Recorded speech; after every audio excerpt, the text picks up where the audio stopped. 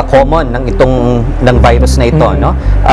As I've said kanina, nakukuha lamang ito sa pamamagitan ng direct sexual skin-to-skin contact, no? Basta nagkaroon ng pagdikit yung isang infected part ng iyong skin, no? Primarily doon sa genital area na during sexual contact, maaaring maipasa ito sa kanyang kapareha, no? And what is napakarami ng strains na to, no? Hindi lahat ng HPV, ito naman ang pwede natin sabihin na hindi lahat ng HPV ay nagiging cervical or nagiging cancer. Okay?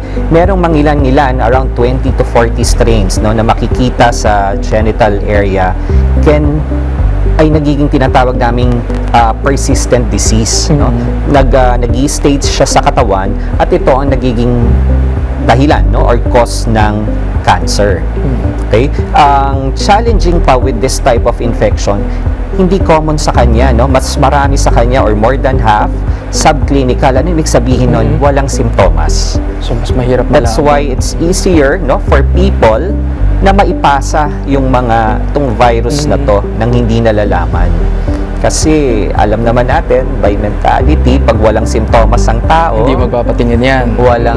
Hindi ka magpapatingin, di ba? That's the very reason why, no? That's why HPV is considered already as the most common sexually transmitted infection, no?